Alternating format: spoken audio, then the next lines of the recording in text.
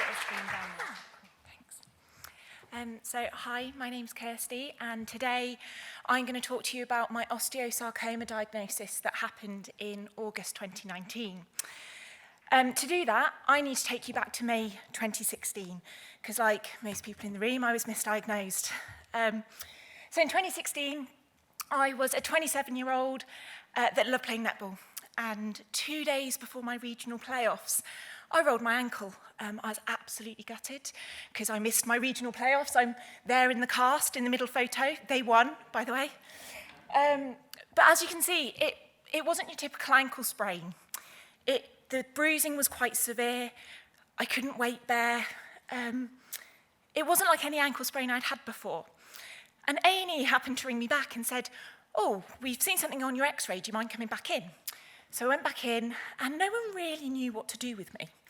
So I got referred to a trauma and orthopaedic centre who put me on blood thinners for the bruising, kept me in the air cast, and referred me for MRI and blood tests. And then after about 6 months of a couple of MRIs and some blood tests, I was essentially told that it was a benign lytic lesion and carry on. And that's exactly what I did. I carried on with my life. I think it's important to mention as well at this point, I didn't have any symptoms before my injury. So I had no pain, no deformity, my general health was really good. So at this point, I was, a healthy 27-year-old. So anyway, I rehabilitated my ankle. I went back to playing netball with no restraint. I had a busy lifestyle. I was always on my feet. I was socialising. And then about 2 years later, in 2018, I started to notice pain in my leg, in my ankle where the injury had been. And it wasn't normal pain. It wasn't when I played netball. It wasn't when I ran. It wasn't when I did my yoga. It was after a busy day, or it was after I played netball. That night in bed, I felt my pain. Or if I'd had a busy day, the next day, I woke up in the morning and I had my pain. And that pain would carry on for about 20 minutes. Now, it wasn't excruciating. I just knew it was there. It was nagging. It was there. It was intermittent. And I just thought I was going a bit crazy. I thought I was maybe being paranoid. And then I felt the outside of my leg and noticed it was hotter than the other side. Again, I thought I was being paranoid. I've been told my leg's absolutely fine. So I got colleagues and friends to feel the outside of my leg. And they went, no, that feels hotter. So I went back to trauma and orthopaedics, where I was put back into an air cast, and again, blood tests, x-ray, MRI scan.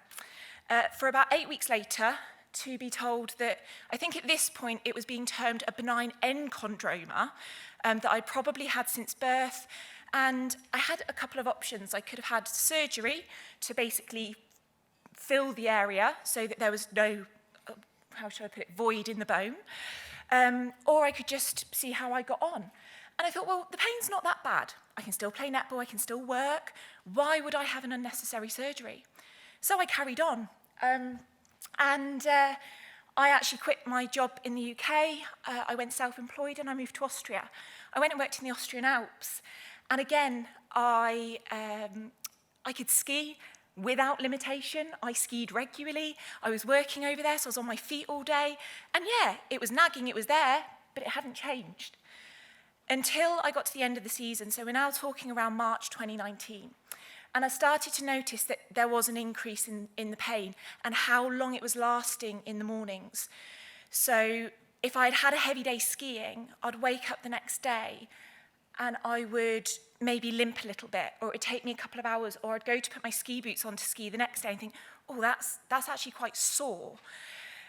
And I went back to trauma and orthopaedics when I returned to the UK.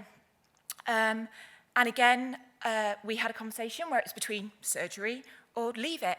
I said, well, actually, I'm at a point where I can't run, I can't play netball, it's interrupting my activities of daily living. Can I have the surgery, please? And it was only then that someone in a back room somewhere that I heard through the door asked if I'd been referred to a sarcoma centre. Now, I actually saw these scans retrospectively. So my tumour was in my the outside of my lower legs, on the outside of my ankle. And you can see in these images here, so the dates of my scans are there. So from A, B, C, D, it's this area here that you see getting gradually bigger, that was my tumour progressing on each scan, which I wasn't really aware of. I wasn't really aware that there was something in my leg that was growing or progressing. And from the outside, this is what my leg looked like at the this is probably about 4 weeks before I was diagnosed. And you can see that it's slightly deformed. There is a little bit of swelling there. But at the same time, I had a major injury back in 2016 that kept me out of sport for 6 months. You know, it was genuinely put across to me that, you know, actually there's going to be a little bit of residual swelling there. There's going to be a little bit of deformity there. So at this point, within trauma and orthopaedics, I was referred for an emergency MRI. Fast forward a few phone calls, a couple of appointments. I was eventually referred to Birmingham Sarcoma Centre, where I had a CT-guided biopsy, and I was diagnosed with my high-grade osteosarcoma. Now, like for most people, your world absolutely comes crumbling down around you. I felt like I lost all my independence. I felt like I lost control of everything in my life. I moved in with my dad at the age, so this is at the age of 30 now. And treatment-wise, the first thing that happened was I was put into a cast to immobilise the leg and stop me fracturing that bone, which then meant, you know, no driving and a lack of mobility. Treatment-wise, for those of you that aren't familiar with osteosarcoma treatment, I had your pretty standardised treatment. I started MAP chemo, which is essentially a cocktail of 3 different chemotherapy drugs delivered as an inpatient. And I think the only way to describe it is it's absolutely brutal. I appreciate that I'm smiling in pretty much every one of these pictures. All right, don't take that as I was smiling all the time. I certainly wasn't. I think it's fair to say the side effects you get are beyond the nausea and the hair loss that you see in films and TV. And even when you sign the form that has all these side effects on it, you're really not aware of the severity of those side effects until you're in it. So the one thing that I was fortunate about is that I was at the age of 30, so I was too old for Young Persons Unit and Teenage Cancer Trust. Sometimes I was on the adult ward, but a lot of the time there was space for me on the Young Persons Unit, which was great, because it meant I did get to meet people that were more my age, so people that were within 5 to 10 years of me, rather than being on an adult ward where I would be the junior by about 30 to 40 years. And we did the best to make the best out of a bad situation. So Tracy's there in that photo. Tracy can give us a wave. She's here today. Me and Tracy spent a lot of time on the ward together. And on the days where we did feel okay, we tried to play cards. We tried to have a laugh. There was a jukebox that I think we broke once. You know, we did our best to have a good time. Now, in the middle of my chemotherapy, we had a pause for me to have surgery. Now, I wasn't the biggest fan of my 2 surgical options. Both were going to give me a relatively limited functional outcome. And I was kind of thinking, well, before they were just going to stick a bone graft in it, and I was going to have full function in it. Why are these my only two options? Like, you put titanium femurs in people. Like, where's my other option? And sure enough, my wonderful surgeon phoned me 6 days before my surgery and said, I've come up with a new idea. It's not been done in the UK before, but should we give it a go? And essentially what they did was remove the tumour, and they used a material that they usually put in, used to repair shoulder tendons, or they use it to repair Achilles tendons, and they used that to rebuild the outside of my ankle, so stabilise the outside of my ankle. And I've had incredible functional outcomes from that.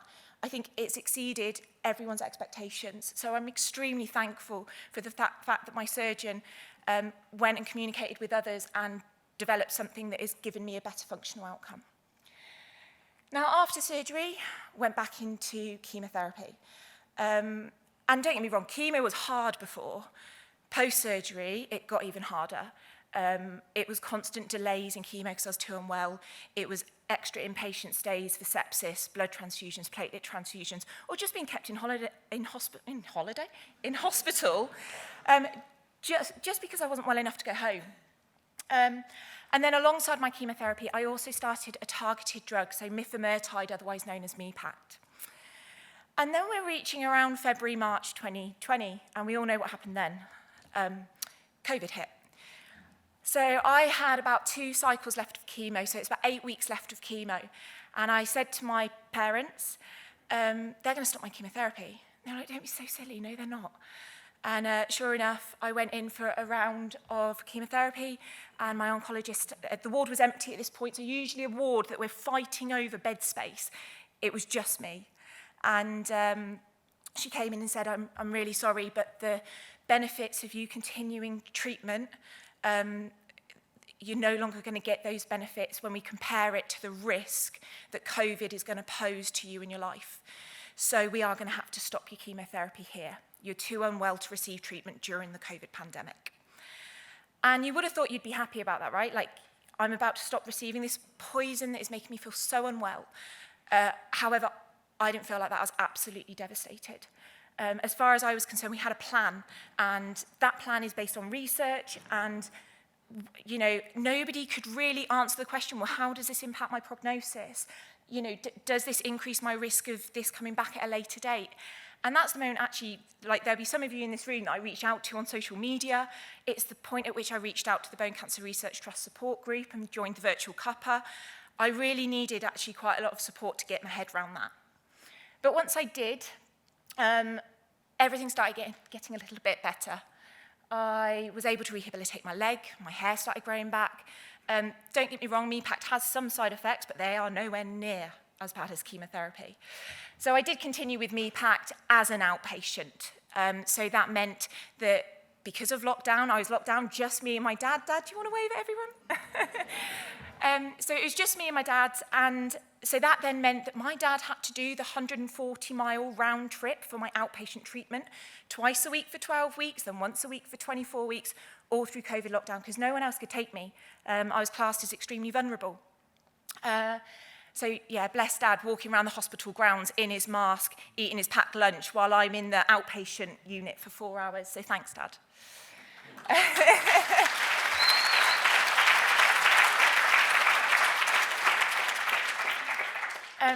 Then we got to October 2020, so I'm now nearly 2 years post-treatment. I finished. And I guess you kind of just stop, and I cried on my last treatment, not because I was happy, because I was actually worried that I was no longer going to be in a hospital where I had nurses to keep me safe and I could ask questions. And you kind of feel a little bit like you've been thrown off a cliff. But you do move on, and that's exactly what I did. Where I'd been self-employed before, I actually had to apply for jobs. So still with the PICC line in my arm towards the end of treatment, I started interviewing, got appointed a job up north, decided to relocate from Oxfordshire to Liverpool, and started work quite early. I am doing my best to find a love for cycling. So because of my surgery, I've been advised not to run. That means no netball. And if anyone's got any tips of how to find a love for cycling, please share them, because I'm struggling a little bit, but I'm doing my best. I did manage to ski again, so albeit I can't ski to quite the same level, I can ski, and that really excites me. I'm so happy that I can stick a new pair of ski boots on and still go down the slopes with my friends. Me and Dad now get to do fun things together, like go on holiday. So this is us at Mount Etna, this summer just gone. Being able to socialise with my friends again. So during treatment, felt quite excluded from a friendship group at certain points because they're still going out, they're still booking holidays. For my particular age group, lots of them are getting married and having babies.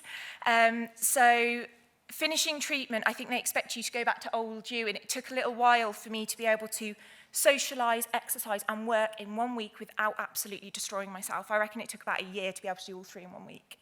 But now, I feel like I'm back involved in my friendship group fully.